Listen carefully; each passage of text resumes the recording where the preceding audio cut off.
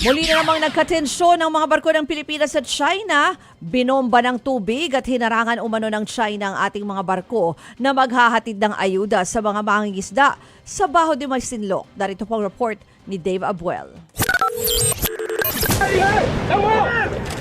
Ilang araw lang matapos ang tensyon sa Ayungin Shoal, heto na naman ang tagpo sa Baho de Masinloc kaninang umaga. Sinusundan at binubugahan ng water cannon ng China Coast Guard ang barko ng Bureau of Fisheries and Aquatic Resources. Higit 2 minuto rin daw yan tumagal.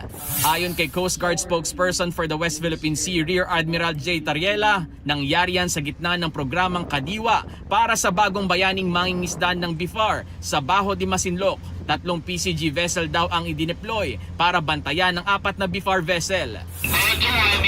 Pero habang papunta sa lugar, nag-radio challenge daw agad ang China Coast Guard Vessel 4301. Sinabi nitong pumasok daw ang barko ng Pilipinas sa contiguous zone ng China at dapat daw umalis. Sa kabila niyan, nagpatuloy pa rin sa paglalayag ang mga barko ng Pilipinas. Doon na raw nakaranas ng delikadong maneuvering o pagharang ang mga barko ng Pilipinas mula sa China Coast Guard Vessel 3302. They are threatening a smaller BIFAR vessel to change its course and to move farther away from Baho de Masinloc. But as I said, despite of such muscle flexing, threatening the BIFAR vessel to change its course, we still proceeded to the mission.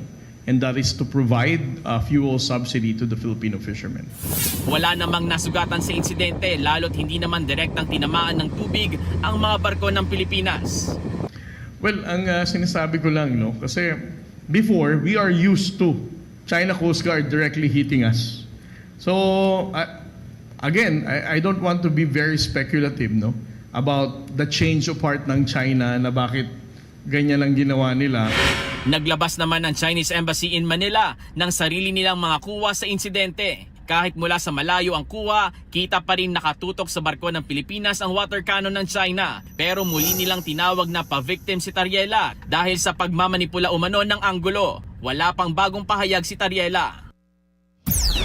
Mga kapatid, patuloy po kayong tumutok sa 105.9 True FM para sa totoong balita, impormasyon, music, and entertainment. Mag-subscribe sa aming YouTube channel at podcasts. At sundan nyo rin po kami sa Facebook, Instagram, X, TikTok sa True Network PH. Bisitahin din po ang aming website, truefm.ph at panoorin kami sa True TV Signal Channel 19. Kami po ang 105.9 True FM. Laging true sa'yo, kapatid. Ito tayo sa totoo, tunay at tapat.